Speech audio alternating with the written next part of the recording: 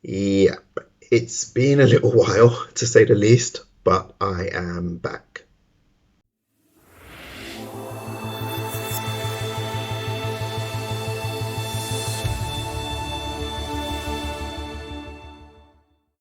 Hey everyone, thank you so much for watching. First of all, let's address the elephant in the room. It has been over 2 years since I uploaded my last video, but there is a very good reason for that. In fact, there's a whole bunch of good reasons for that. So, I've been through some major upheavals in my personal life, which I'm not really gonna delve into on this channel because I have a whole other channel for that. So, if you're interested in knowing what I've been doing over the past 2 years, I'm going to leave a link to that video right up there. Needless to say, over the past 2 and a bit years, I've fallen off the wagon multiple times and gotten back on multiple times and then fallen off again. During the time that I've been missing, the best shape that I've probably been in was around May, June, July of 2019. I was working out regularly, eating well, and just generally living a healthy lifestyle. But there was so much going on in my personal life at the time, it just wasn't the right time for me to pick up again with my channel. Fast forward a few months towards the end of 2019, I took a trip. I went to the United States and I was there for 3 months. Didn't have regular access to a gym, and you know what America is like with the food situation. So I fell off the wagon again. So January 2020, I got back to the UK, but then COVID hit. And between now and then, it's just been a series of lockdown after lockdown.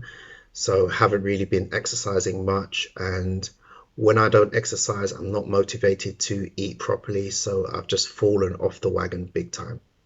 But that all changed about a month ago when the gyms reopened. And hopefully, we're not going to have another lockdown. Actually, I think it's quite unlikely that we'll have another lockdown in London. So the gyms seem set to be open from now on. So I went back to the gym for the first time in months, about a month ago. Actually, it's almost a month to the day since I started going back again. And since then, I've been following a strict workout program. I'm back on my fasting routine, which is alternate day fasting. So after a month of doing that, I'm very pleased to say that I'm starting to see results.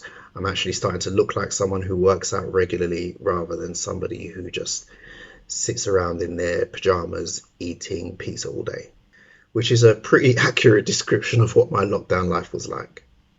Now that things are much more stable in my personal life and the pandemic situation is also much more stable, at least where I live, I think now is the time to breathe some new life into my channel. I'm going to take it slow to start off with. My other channel, which is about a subject that is very close to my heart, takes up a lot of my time. I'm really putting a lot of focus into that. I want to do the same with this channel too, but at the moment, I'm just going to ease myself into it slowly.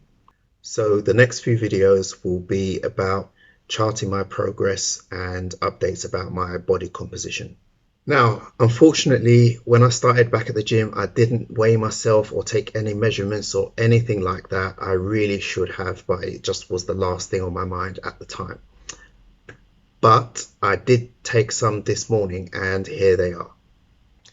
Okay, so let's see what we have.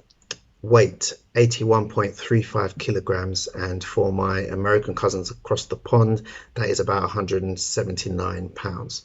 I'm not too concerned about weight. I'm more concerned with what that weight is comprised of. So I'm not too worried whether or not that number goes up or down.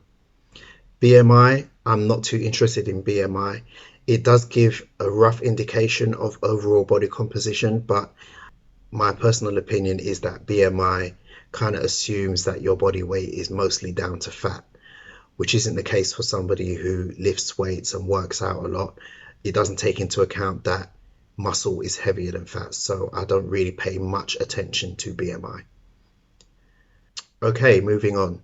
Body fat, 16.6%. That is the number that I'm most keenly interested in. As a short-term goal, I want to see that go down to 15.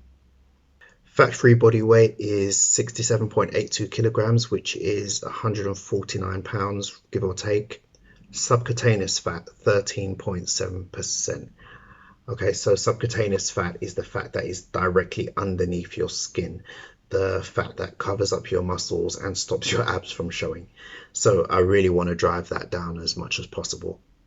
Visceral fat is 10. There's no percentage sign there. I'm not sure why, but I'm going to assume that that is 10%. Now, visceral fat is the fat that is in the innermost parts of your body. It surrounds your organs, and that type of fat is really, really dangerous if it gets out of control. That's the kind of fat that is linked to a whole range of diseases like type 2 diabetes, metabolic syndrome, and various other nasty things that we should all want to avoid. Body water, 60.2%. I'm not too interested in that. Skeletal muscle, 53.9%. Muscle mass, 64.40 kilograms. Now that I want to try and drive up with my weightlifting program. Bone mass, 3.39 kilograms. To be honest, I'm not sure what I can do to drive that up. I don't even know if that is possible, being perfectly honest, but I definitely don't want that to go down, because that would mean that I'm losing bone density, which is not a good thing. Okay, BMR, which is basal metabolic rate. That's the amount of calories that your body needs while resting. So mine stands at 1,834. And my current metabolic age is 46, which I'm not too pleased with, given that I'm 44. So my metabolic age is 2 years older than I actually am. I want to reduce that as much as possible, at least get it down to 44, which will be a reflection of my age. If I could get it lower than that, then that would be ideal. Okay, so those are my stats. Now I just want to give you a brief overview of my actual program. So I'm currently doing an 8-day workout program, which is comprised of lifting weights and cardio. Days 1, 3, and 5 are cardio days, and for those I do 5 minutes of brisk walking on the treadmill, then 30 minutes of running, then 5 minutes of brisk walking again as a cool down. Days 2, 4, and 6 are for lifting weights. Day 2 is chest and arms. Day 4 is shoulders and back. And day 6 is legs and glutes. And then on day 7 and day 8, I take a rest from the gym, but I still try to keep active by going for walks and just generally moving around. Okay, now I want to tell you about what my diet is like. So my diet plan coincides with my workout plan. It's an 8-day program.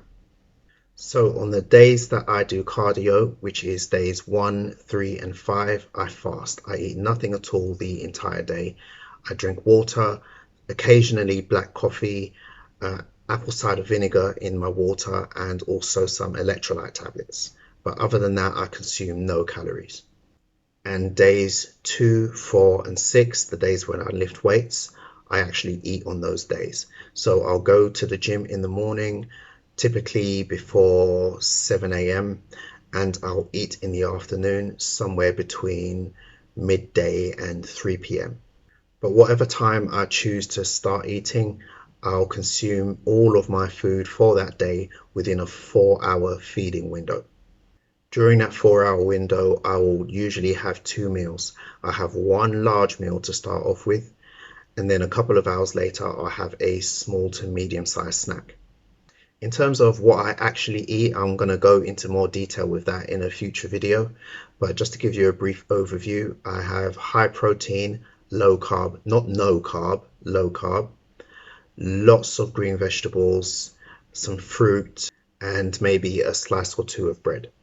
Now for my 2 rest days, day 7 and day 8, on day 7, I fast for the entire day. But then day 8 is the day formerly known as cheat, which I am now calling planned indulgence. So that's the day where I eat absolutely anything that I want. Typically, I'll have 3 meals on that day, breakfast, lunch, and dinner. And within those 3 meals, I'll try to incorporate the things that I've deprived myself of during the week, so that I don't feel like I'm completely missing out.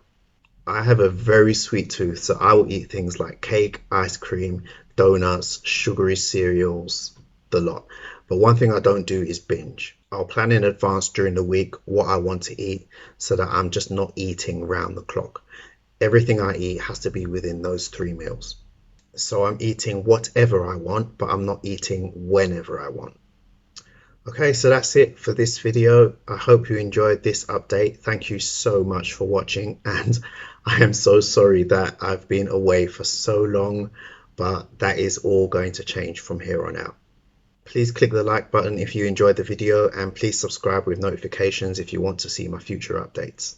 Thanks again for watching, and I'll see you in the next one.